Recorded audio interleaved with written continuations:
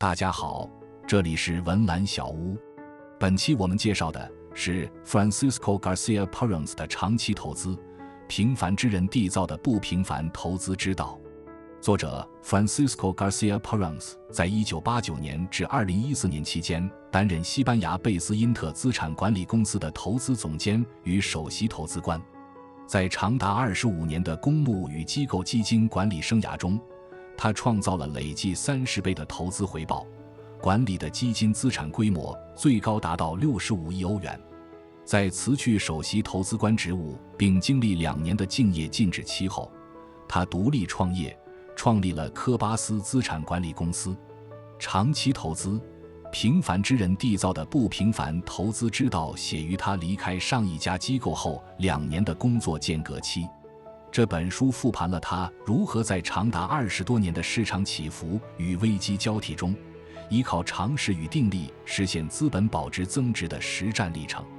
他把市场真实的价格波动还原为个体行为的动态结果，厘清了实物资产与货币资产在长期购买力上的本质差异，并给出了挑选高回报上市商业实体的清晰准则。现在，让我们翻开这本书，从支配整个资本市场的底层规则开始，探索真正的长赢之道。主流新古典经济学经常借助供需曲线、理性人假设和市场均衡模型解释商业社会，仿佛只要掌握了足够多的数据，就能把人的行为带入方程式，计算出市场最终会停在哪个平衡点。但真实的市场不是静止的，消费者的目标会变，企业掌握的信息会变，竞争者的行动也会不断改变原有预期。一次降价可能吸引新的需求，一项技术改进可能淘汰原有产能，一个新进入者也可能重新改写整个行业的利润分配。市场不是一个等待求解的静态方程，而是无数人持续行动、试错与调整的动态过程。奥地利学派为理解这种过程提供了另一套框架。19世纪经济学家 Karl Menger 奠定了这一学派的基础，后来又由 Ludwig von Mises 和 Friedrich Hayek 进一步发展。它的核心不是假设目标、成本和信息已经确定，而是研究人们怎样在信息不完整的情况下不断发现目标、选择手段，并在行动中创造新的信息。市场里的主角不是抽象模型，而是企业家。企业家拿自己的储蓄承担风险，试图用更低的成本满足已有需求，或者用新的方式发现尚未被满足的需求。他们无法预先知道自己的决定是否正确，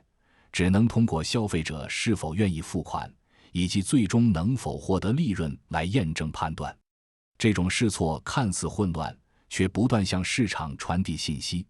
失败的投资、错误的报价和卖不出去的产品，会提醒其他参与者哪些需求被高估，哪些成本无法维持。成功的企业则会吸引竞争者进入，迫使利润和价格不断调整。Mises 对计划经济的批评也建立在这一点上。任何个人或智囊团都不可能在同一时刻收集整个经济体中不断变化的需求、成本、知识和个人目标。缺少由真实交易形成的价格，管理者就无法准确判断有限的资源应该投向哪里。干预越深入，这种信息缺失造成的混乱就越严重。苏联式计划经济便是极端例子。因此，奥地利学派不会告诉我们明年的 GDP 会精确增长多少，也无法预测半年后的股价。但它能帮助我们判断一种增长究竟来自储蓄和生产率，还是来自低利率与信贷扩张，也能提醒我们，当一个行业获得过多资本，所有参与者都在追逐超额利润时，竞争加剧和回报下降迟早会到来。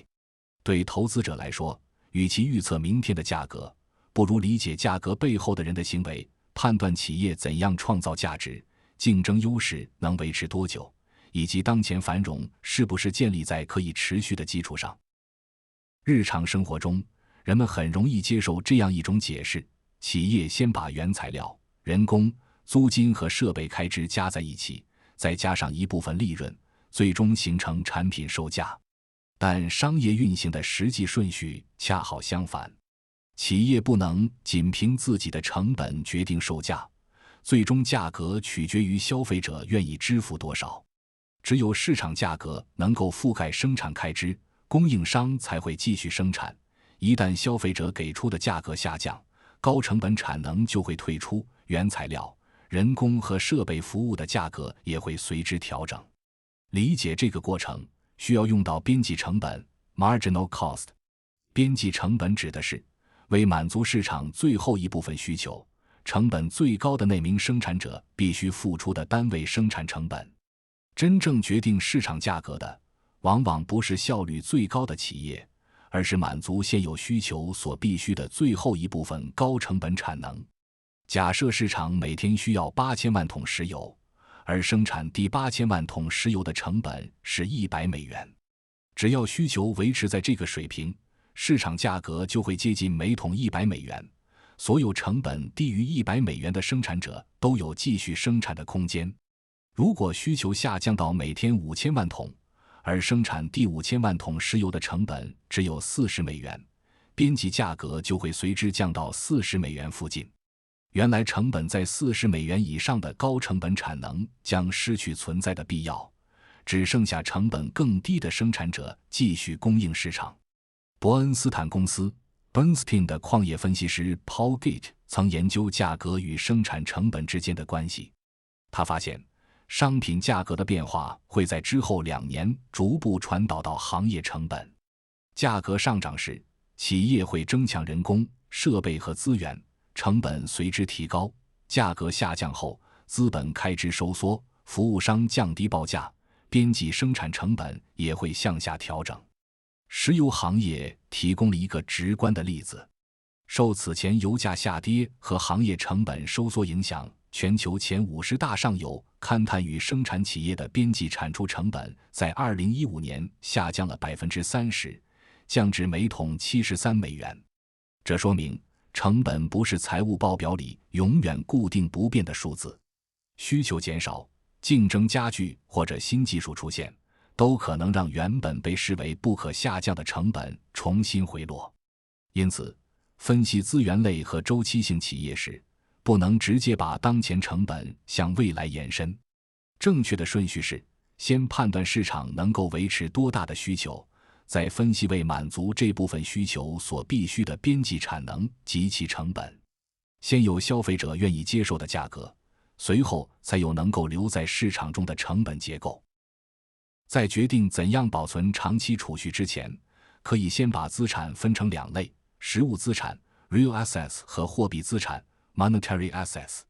实物资产代表某种实际资产或服务的所有权，包括企业股票、房地产、农场、工厂、大宗商品和艺术品，也包括每个人通过学习形成的教育、技能与专业能力。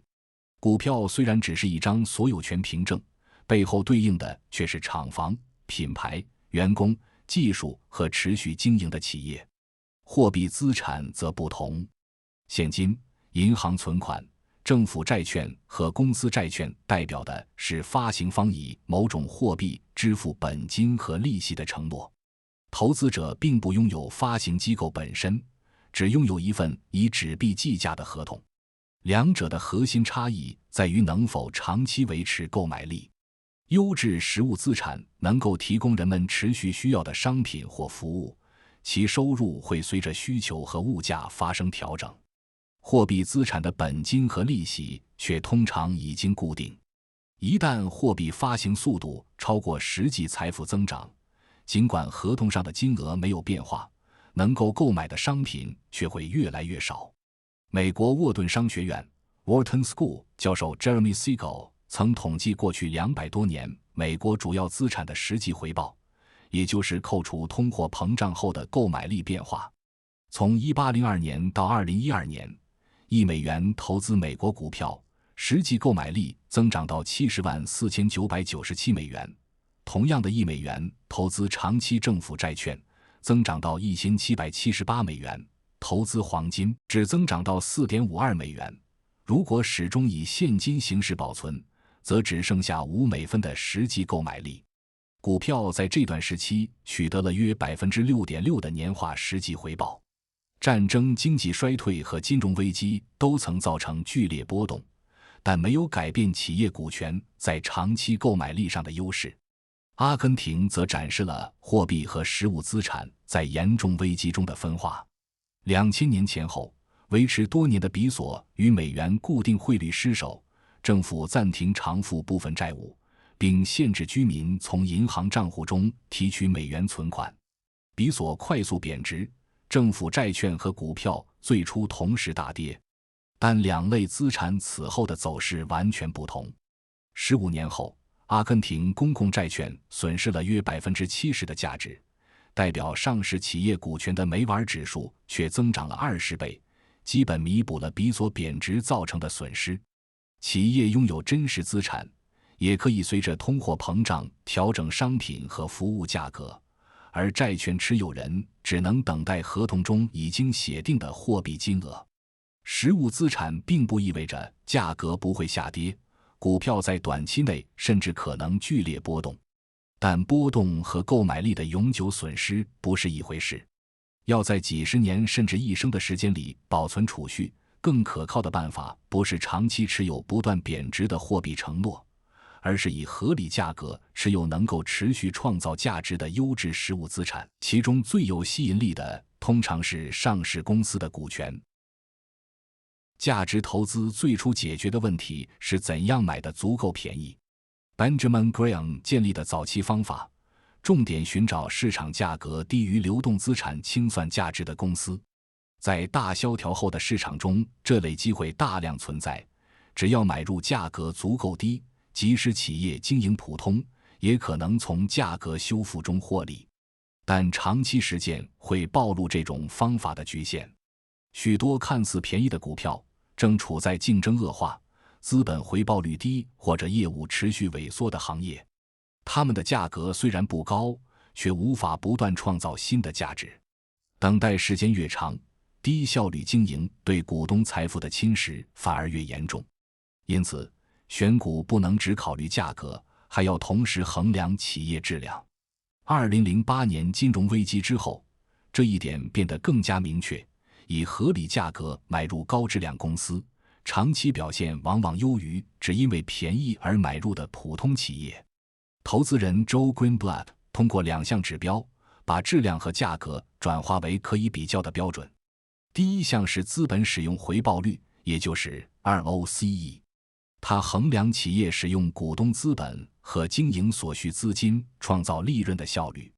一家公司投入相同数量的资本，却能持续获得更高的经营回报，通常意味着它拥有更好的商业模式、成本优势或者竞争壁垒。第二项是自由现金流收益率 （Free Cash Flow Yield），它衡量投资者按照当前市场价格买入一家企业后，可以获得多少与买入成本相对应的现金收益。收益率越高，意味着投资者为同样一份现金创造能力支付的价格越低。Greenblatt 把全部公司分别按照 ROCE 和自由现金流收益率排序。ROCE 越高，质量排名越靠前；自由现金流收益率越高，价格排名越靠前。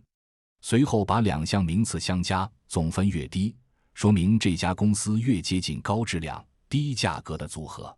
长期统计显示，排名最靠前的一组企业，整体回报高于排名靠后的企业，而且这种差距并不只存在于最优和最差两端。随着质量下降，买入价格提高，组合的长期回报也逐级降低。对冲基金经理 Mark Spitznagel 也测试过相似的方法，他同样寻找资本回报率高而市场价格低的企业，但用股票价格与扣除现金或债务后的资本使用额进行比较。他把同时具备高资本回报和低市场定价的公司称为齐格弗里德。这些企业往往正经历短期利润问题，市场因此压低了价格，但只要竞争优势仍然存在，中期经营状况就有恢复的可能。这类量化方法并不能保证每一年都有效，连续3年表现落后并不罕见，但它提供了一个具有长期逻辑的筛选起点。企业首先要有持续创造利润的能力，其次才是价格是否具有吸引力。2009年以后，投资组合开始向这类公司集中。迅达集团 Schindler Group 凭借电梯制造和长期维保业务保持较高的资本回报。宝马公司依靠品牌、技术和规模优势，在汽车行业中维持了较强的盈利能力。与此同时，那些只具备低价格却缺少长期竞争力的企业被逐步卖出。到2014年9月，投资组合内企业的平均资本使用回报率超过 40%， 自由现金流收益率超过 10%。 组合也从过去较为分散的低价股票逐步集中到60至70家价格合理、资本回报率较高的企业。确认企业质量之后，接下来还要判断买入价格是否为错误判断留下了足够空间。这就是安全边际 （Margin of Safety）。安全边际并不要求预测股价能上涨多少，而是要求企业内在价值明显高于市场价格。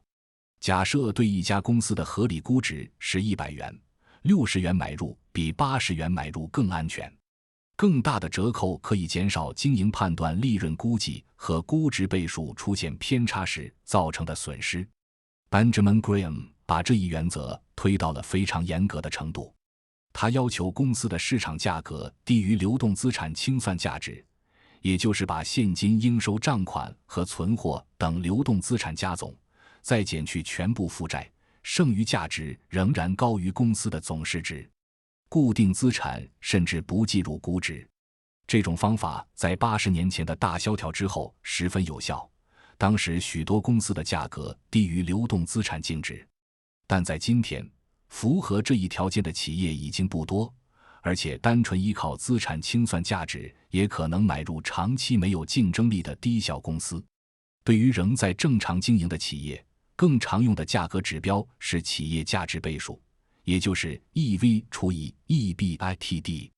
企业价值 EV 是股票总市值加上净负债，相当于把整家公司连同债务一并买下所需支付的价格。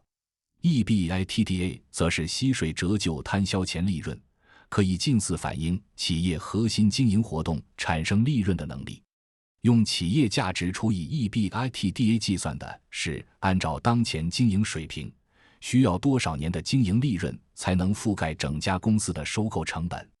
与普通市盈率相比，这一指标把股票市值和债务放在一起，更适合比较融资结构不同的企业。James O'Shaughnessy 是一名长期研究量化投资策略的投资人，他统计了1964年至2009年46年间的美国股票表现。全部美国股票的平均年回报率约为 11.2%。企业价值倍数最低的一组股票，平均年回报率达到 16.58%。企业价值倍数最高的一组，平均年回报率只有 5.33%。长期来看，完整收购成本越低，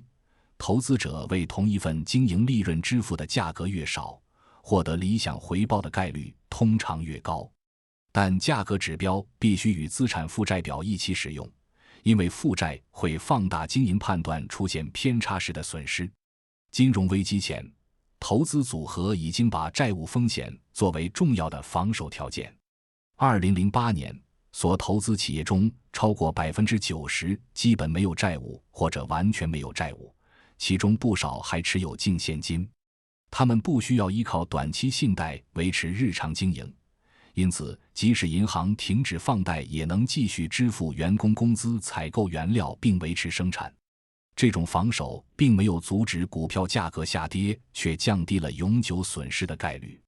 价格波动取决于市场情绪，企业能否生存则取决于现金流和资产负债表。安全边际不仅来自买入价格，也来自企业本身，不需要通过持续举债才能活下去。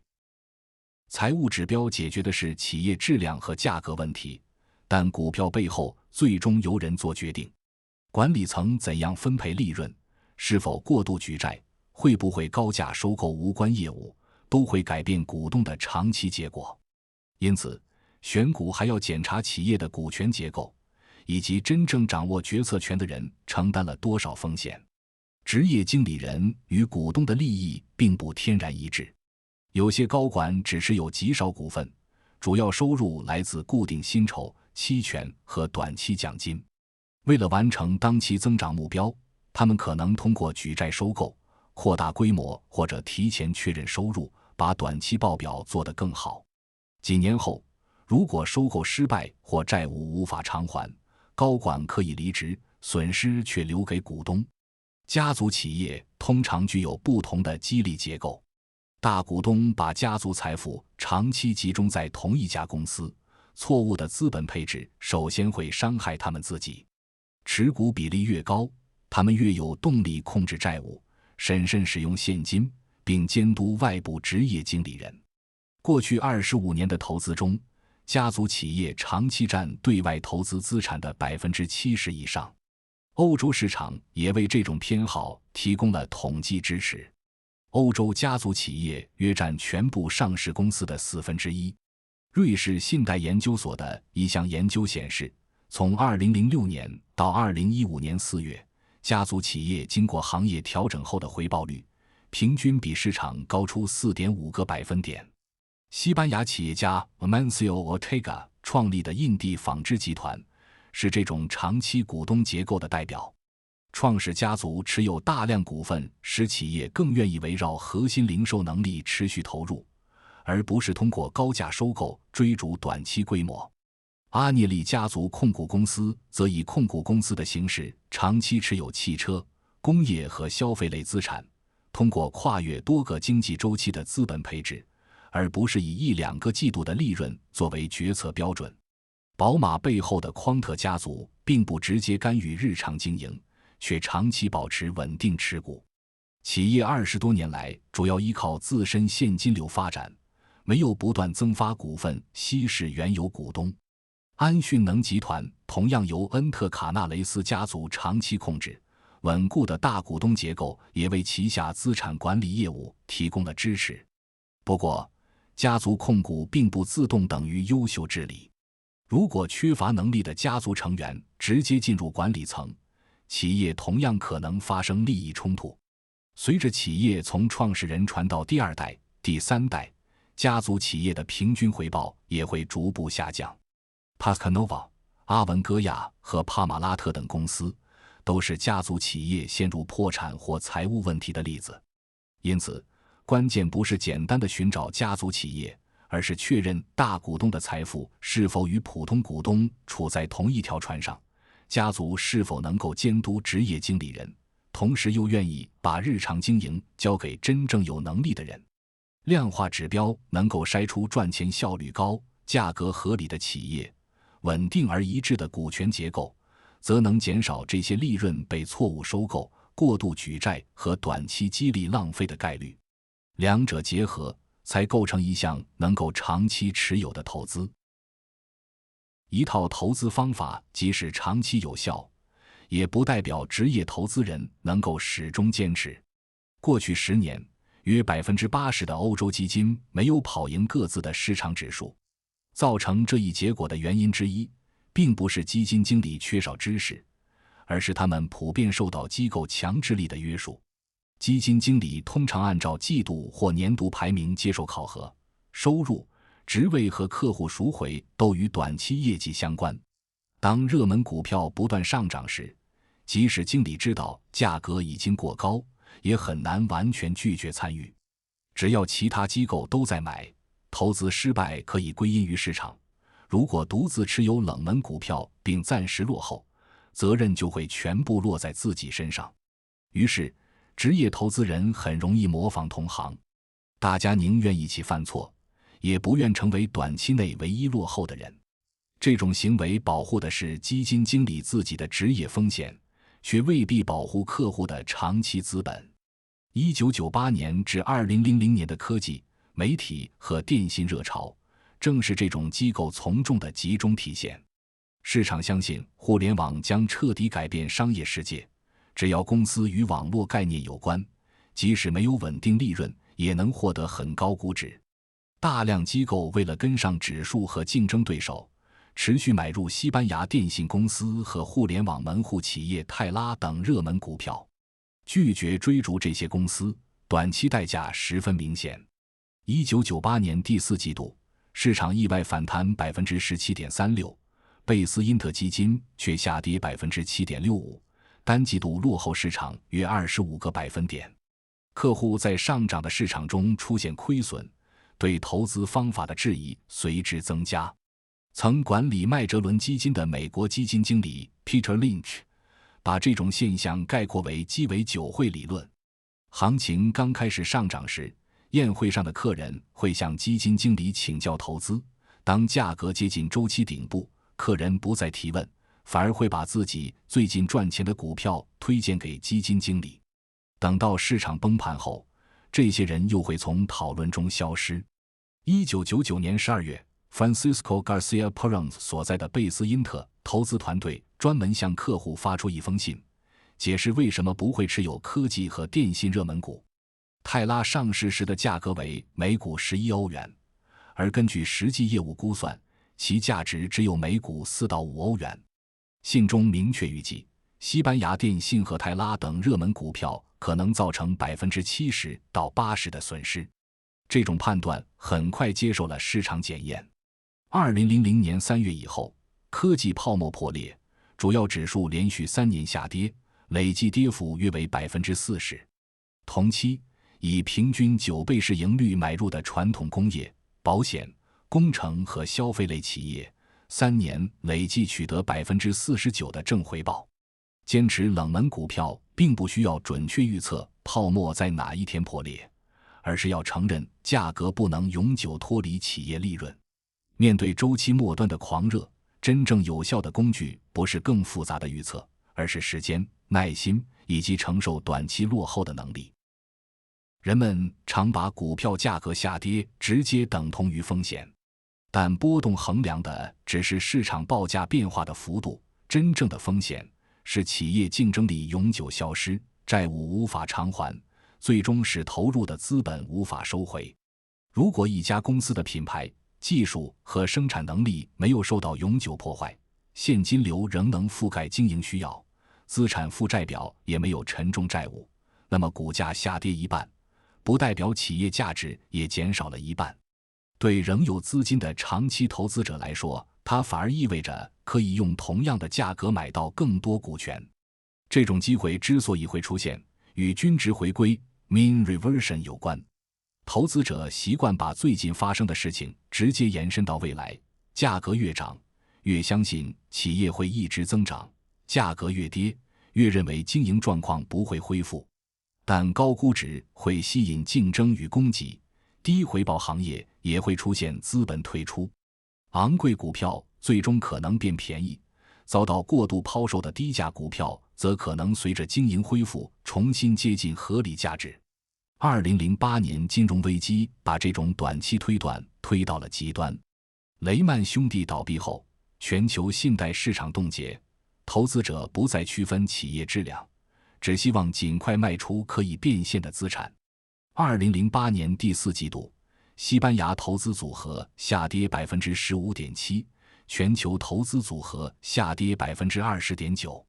仅10月份，基金就亏损约 15%， 部分交易日的跌幅一度达到 10%。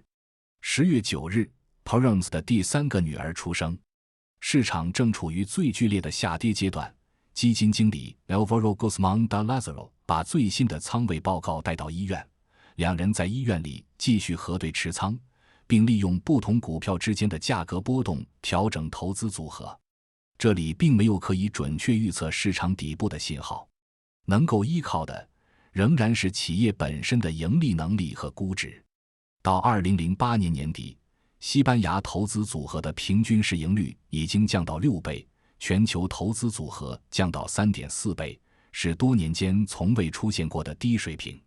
按照当时对正常化收益的估算，两组投资组合的潜在上涨空间分别达到 150% 和 340%。市场在2009年第一季度继续下跌，到3月9日，全球基金的份额净值从2007年7月的 23.6 欧元降到9欧元，回撤达到 62%。 价格反映的是企业会长期陷入萧条甚至大面积破产的预期。但投资组合中的许多企业没有依赖银行贷款维持经营，宝马等公司在危机期间仍然保持正现金流。当最悲观的预期没有成为现实，价格便开始回归企业的实际经营状况。从2009年3月的低点开始，全球基金份额净值到年底由9欧元回升到18欧元，较最低点上涨 100%， 全年回报率达到 71%。 均值回归不是保证每只低价股票都会上涨，只有当低价来自市场情绪，而不是企业价值遭到永久破坏时，波动才会转化为机会。因此，面对坏消息买入的前提是提前理解企业，控制债务风险，并为估值错误留出足够的安全边际。长期投资不仅要求企业保持稳健，投资者和资产管理机构也要保持较低的损益平衡门槛。如果日常开支过高，债务过重，就很难在市场持续下跌时保持耐心。即使对企业价值的判断正确，也可能因为现金需求而被迫在最低价格卖出。2009年3月5日和3月9日，贝斯因特分别在巴塞罗那和马德里举行投资者日。此时，标准普尔500指数已经较1年半前的高点下跌 57%， 全球基金的份额净值也从 23.6 欧元跌到9欧元，回撤达到 62%。 面对这样的损失，会议没有回避问题，而是把投资组合逐项拆开，解释企业拥有多少现金，承担多少债务，以及正常经营能够产生多少收益。当时两项主要持仓是宝马和汽车零部件企业法罗里奥集团。宝马的市场价格只有每股11欧元，法罗里奥只有3欧元。两家公司后来分别回升到约70欧元和20欧元。会议的重点不是承诺他们何时上涨，而是说明当时的市场价格已经远低于企业可以持续创造的价值。两场会议结束时，经历大幅回撤的投资者都以掌声回应。3月9日也恰好成为市场停止下跌的日期。掌声无法预测底部，却说明长期透明的沟通使客户理解了价格波动与永久损失之间的区别。机构本身能够坚持，同样源于较低的损益平衡门槛。2007年7月，贝斯因特管理的资产达到65亿欧元，到2009年已经下降到20亿欧元。但公司没有负债，并得到安讯能集团的长期支持。即使管理规模进一步缩减到5亿欧元，原有团队和投资方式仍能继续维持。这种财务结构使基金经理不必为了支付债务或维持庞大开支，被迫改变投资原则。个人生活也是如此。股票投资应该使用短期内不需要的储蓄。生活方式与投资方式如果相互冲突，市场低谷迟早会迫使人放弃长期计划。2014年9月 Perons 离开任职25年的贝斯因特，随后进入2年的园艺假 Gardening Leave。 这是资产管理行业常见的竞业限制安排，就雇主在一定期限内继续支付约定薪酬，离职员工则不能进入办公室管理资金或者到竞争机构任职。因为个人生活没有过度负债，他不需要违反限制去寻找短期收入。这2年被用来阅读、研究企业，整理25年的投资经历，并最终完成了这本书。长期投资的耐心并不只是一种性格，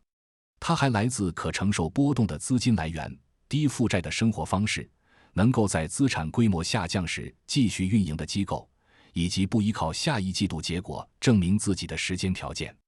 只有把这些条件提前安排好，投资者才有可能在最困难的时候保持理性，让企业自身的盈利和时间共同完成价值修复。长期投资，平凡之人缔造的不平凡投资之道，把经济、企业和人的行为连接成了一套完整的长期投资框架。市场不是能够精确求解的静态方程，价格来自无数消费者、企业家和投资者不断变化的选择。因此，与其预测明天的股价，不如理解企业怎样满足需求，竞争优势能否延续，以及利润建立在怎样的成本与资本结构上。从长期看，货币资产只是一份以纸币计价的支付承诺，购买力会受到通货膨胀侵蚀，股票则代表真实企业的所有权。但并非所有股票都值得持有，理想的企业应当具备较高的资本使用回报率、持续的竞争优势、稳健的资产负债表，以及与普通股东利益一致的管理层或控股股东。企业质量之外，还要看买入价格。只有当市场价格明显低于合理价值，安全边际才会出现。长期投资依靠的不是复杂公式，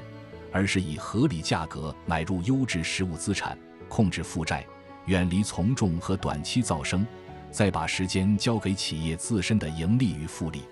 这里是文澜小屋，我们不追求快速致富的奇迹，只希望与您一起阅读好书，慢慢变富。如果本期内容对你有所启发，欢迎帮忙点赞转发，并分享给身边的朋友。您的举手之劳都是在为更有价值的知识投票。也相信您聆听本期视频的时间付出，会在未来化作认知上的复利，为您带来最稳健的回报。感谢您看到这里，我们下期再见。